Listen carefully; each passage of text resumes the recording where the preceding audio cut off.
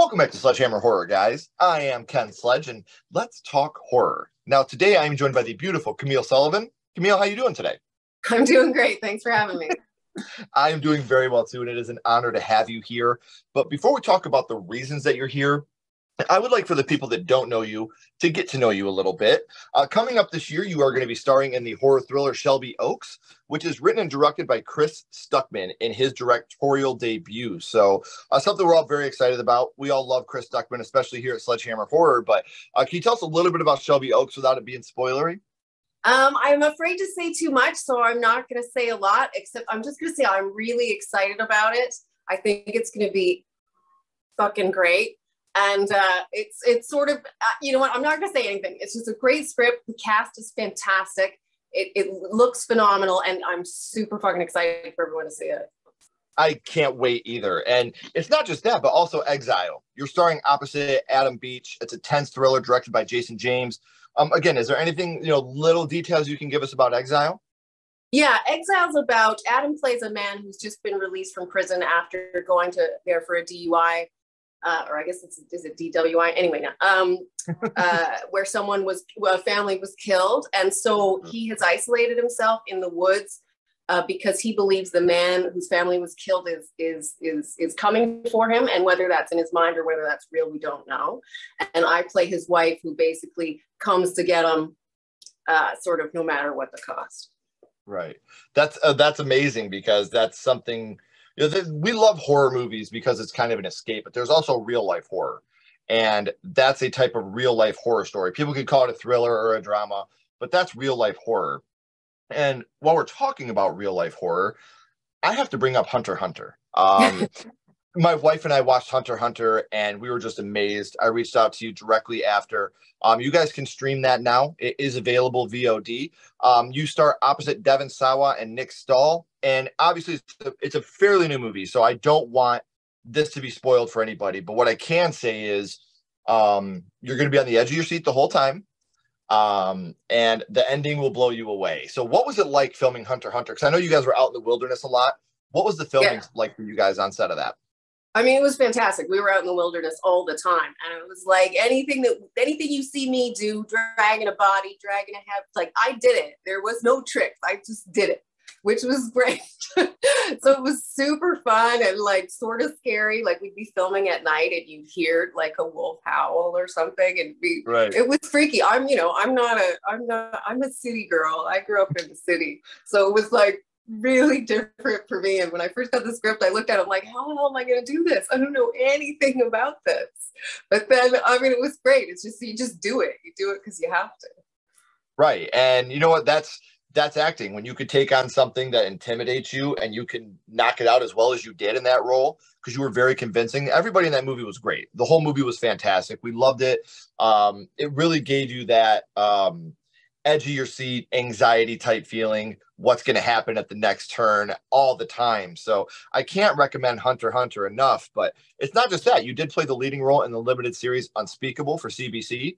And you were also nominated for the Canadian Screen Award for Leading Actress in your role in the CTV limited series, The Disappearance. So that one had Peter Coyote, Aidan Young, and Joanne Kelly. So, some of these TV shows, other things that you've done, like I said, TV shows, limited series, you've done movies. What's the difference between doing a limited series and a movie for you on set?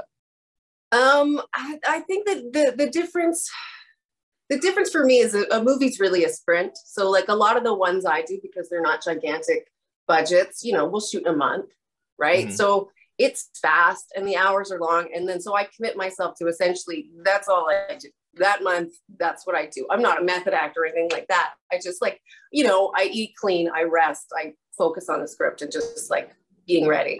And, you can't do that for 3-6 months, right? So sure. Then in that way, it's sort of about, well, how do I look at it more as like, how do I, one, maintain the arc, because you can't always be throwing it out there all the time either. Like in a movie, things happen quicker and things happen bigger. And like in a series, you got to meter it out. And that's mostly done by the writer anyway.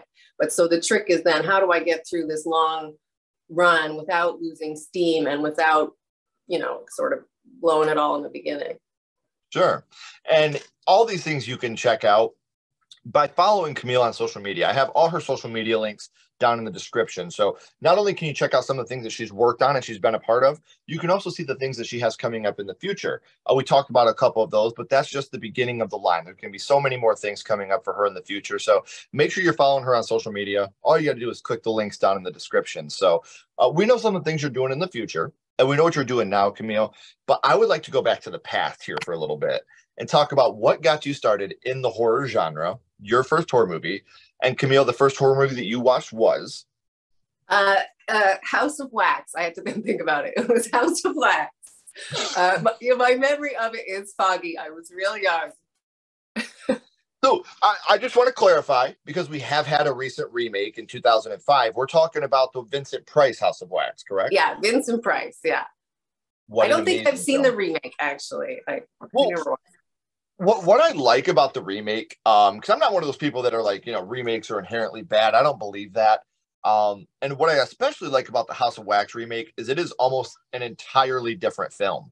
Okay. It's not, they don't try to be the original in that one. They try to go ahead and make their own thing. So do you remember about how old you were the first time you had seen it? I don't know. Like, I remember I was really young enough that like, I remember scenes and I sort of remember where I was in my house, but not anything else. So I don't know. I want to say like 8 or 7 or something like that. Like young enough that it was scary.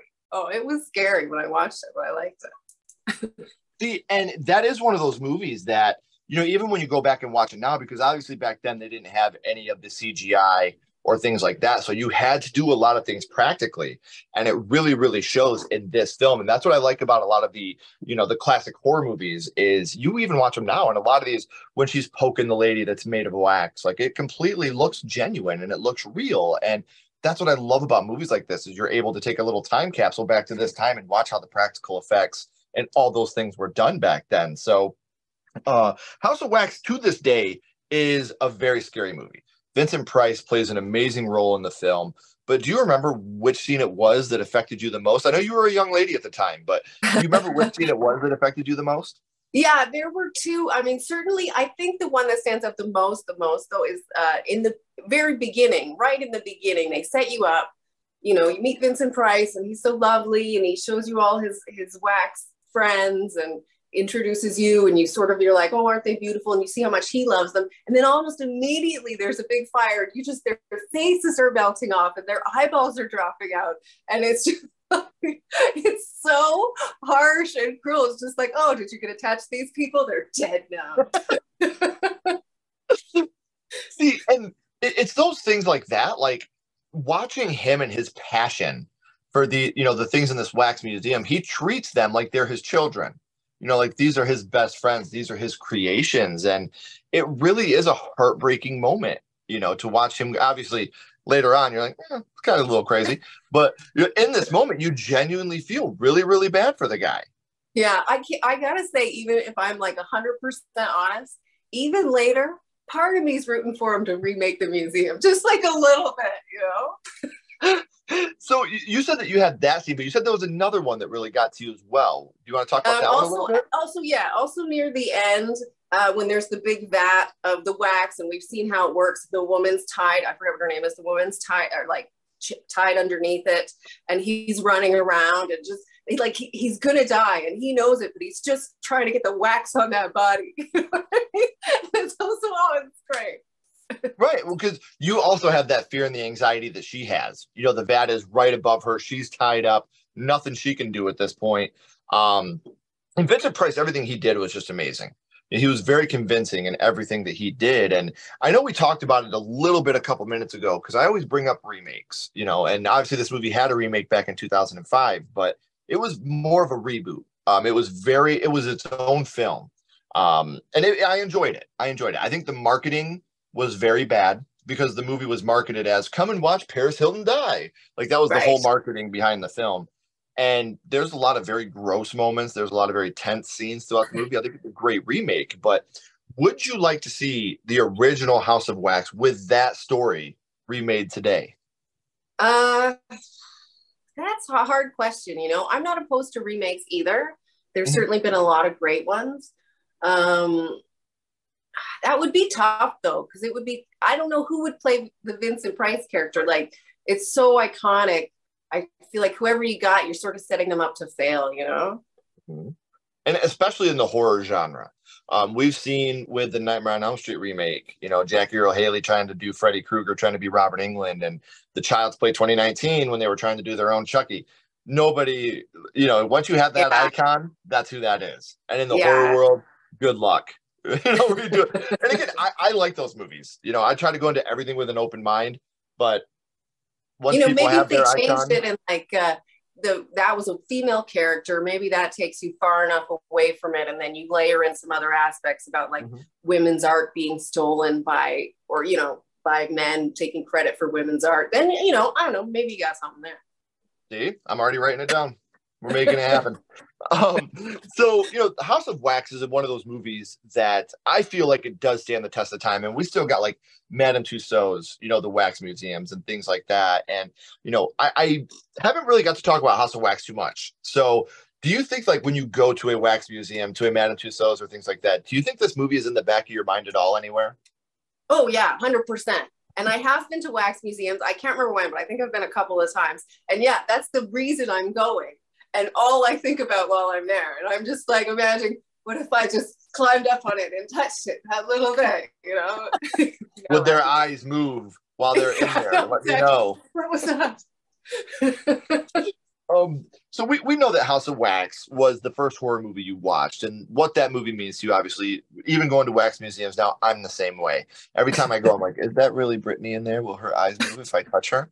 But here for a second, I do want to throw you a little bit of a curveball. My little buddy Ghostface is here, and he has a question for you. What's your favorite scary movie, Camille? What is your favorite horror movie of all time? Oh, that's hard. My favorite. Okay. I'm picking off the top of my head because it's hard to pick an absolute favorite. But right in this moment, I'm going to say The Exorcist. Because I love the actors in it. They're so, so good. And it's so scary. I still say to this day, it's one of the scariest movies that's ever been made.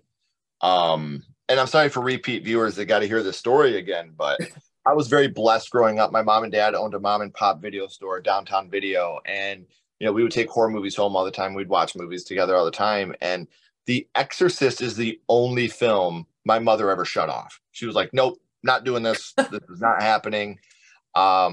And so it will always be taboo to me. It will always have that stigma around it because that was the movie that my mom was like, no, we're done here. We're not doing this. It's too much. Yes. Because I didn't get it. You know, I was so young. I was probably 7 or 8. And like we got to the crucifix scene and I was like, what? She's stabbing herself. You know, I didn't understand the levity. Yeah, the context of yeah. Right.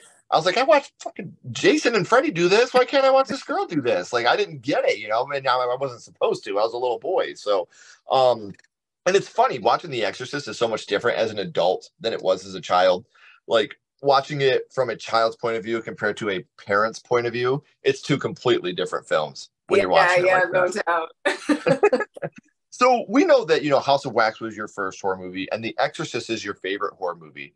But if you were going on, is the horror genre, would you say that's one of your favorite genres, or is that kind of just like one you like to act in? Or do you like to act in it just as much as you like to watch it? I like to watch it and I like to act in it. And I hadn't gotten to do too much. I've always liked watching it and I haven't gotten to do too, although I don't have an encyclopedic knowledge of it. I will say that, sure. But I do love it and I love to act in it. Like that was a long answer to that question.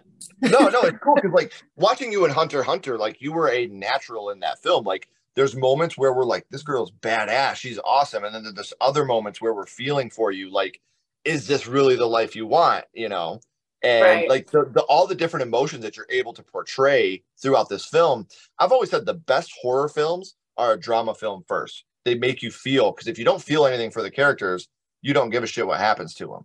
So when you have a movie that's a total drama first and you really, really care about the characters that are presented in front of you, that's when the horror takes over, because you're genuinely scared for these characters that you've fallen in love with. And, you know, again, I don't want to get too spoilery or anything because the movie's fairly new, but you have to carry a lot of this film. on your shoulders. So we were amazed at the performance that you gave, and I can't wait to see you in some more horror stuff, especially coming up this year. I know that you have some amazing things coming out for us. But Camille, before I let you go, we always bounce back to the same question. We're going to go back to House of Wax. Okay. And what we're going to do is rank this movie on a skull count. Now, we're not ranking House of Wax on acting, production, score, direction, nothing like that. All we're doing is ranking House of Wax on how much it affected you on your first viewing. So 0 skulls being not effective, 5 being extremely effective. You can use half and quarter skulls anywhere in the middle. Camille, Okay. what would your ranking of House of Wax be? 5 is the top. Is that right? Yes. Yep. I'm going to go with a 4. Solid Right. 4. Well, see, what I love about this is, like, I don't remember the first comedy I watched. I don't remember my first action flick. I remember House 1986. Like, I remember that movie like it was yesterday. Like, that movie rocked me as a kid. And, like, if you hadn't watched House of Wax when you were young, who knows if you and I would be here. Butterfly effect. So it's always amazing to get to learn how horror started for people. It really is an amazing thing for me. And I know I said it at the beginning, guys, but we are at the end of the 3rd act. The credits are about to roll. The curtain is about to drop. But before that happens, like I said, I do have all of Camille's social media links down in the description. So make sure you are following her on social media to stay up to date on all the things she has coming up in the future. Camille, please don't go anywhere. I have a couple more questions for you. Everybody else, as always, if you haven't already, please like and subscribe. It really does help the channel more than you could know. And follow us on social media. All the Sledgehammer Horrors links are down in the description.